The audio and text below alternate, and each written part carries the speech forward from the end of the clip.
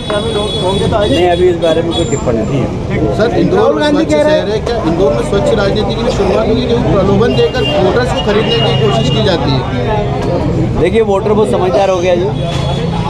मेरे यहाँ क्षेत्र क्रमांक 1 में मशीनें बढ़ रही है, पाइजेब बढ़ रही है, सिक्के बढ़ रहे हैं।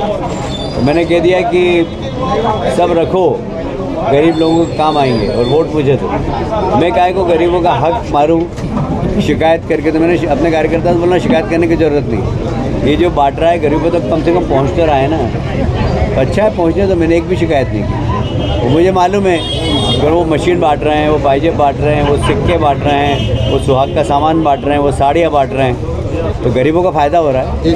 ऐसे जो नेता जो कृत्य करते हैं उनके लिए क्या संदेश देना चाहिए? जनता संदेश देगी कि आप काम कुछ करो मत। 5 साल चुनाव के वक्त नोट की थैली खोल लो, क्योंकि आपने 5 साल में इतना कमाया है कि उसका 5-10% आप नोट की खोली करके बांट कर फिर चुनाव जीत जाओ।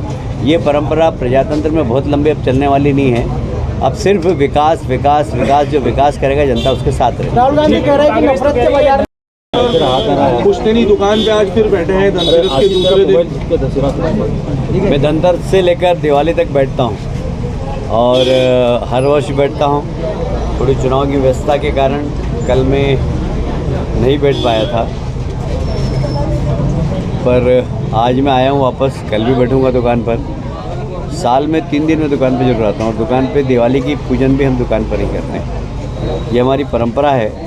और मेरी माताजी कहती थी कि दुकान माता है, जो हमारा जीवन चलाए उसका रिस्पेक्ट करना चाहिए, उसका आदर करना चाहिए। और इसलिए मैं कहीं पर भी जाऊँ, इन 3 दिन में मैं यहाँ पर दुकान पर जितना समय मिलता है बैठता हूँ।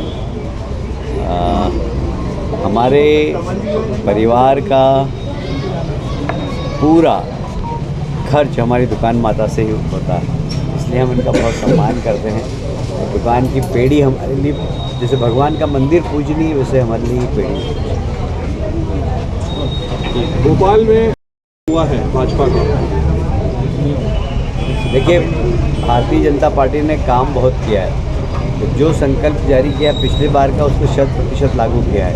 कांग्रेस की तरह नहीं हम कि वोट लेके तो घोषणा पत्र को भूल जाए, जैसा कि पिछली बार कमलनाथ जी ने किया था।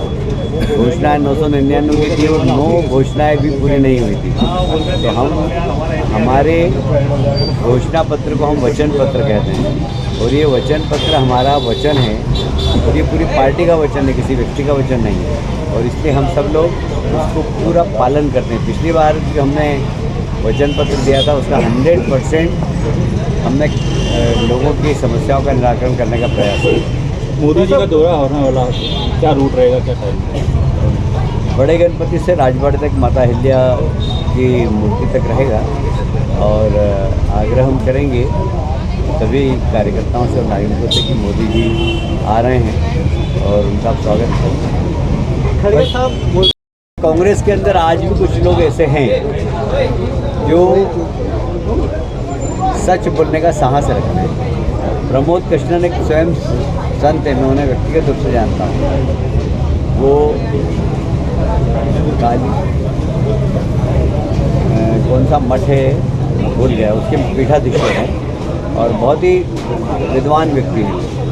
और उन्होंने कांग्रेस का चेहरा जनता के सामने रखा है कि कांग्रेस के लोगों को राम मंदिर से भी नफरत है और राम जी से भी नफरत है। ऐसे बहुत सारे लोग। आज कमलनाथ जी का ये बयान कि राम मंदिर सबका है, हाँ आपका भी है, और खाली हमारा यही प्रश्न है कि जिस दिन राम मंदिर का भूमि पूजन हो रहा था उस दिन आप काले कपड़े पहन के पार्लियामेंट में क्यों गए? कांग्रेस से पूछिए जरा। पार्लियामेंट में राहुल गांधी सहित सब लोग काले कपड़े पहन कर गए थे जिस समय प्रधानमंत्री जी भूमि पूजन कर रहे थे राम मंदिर।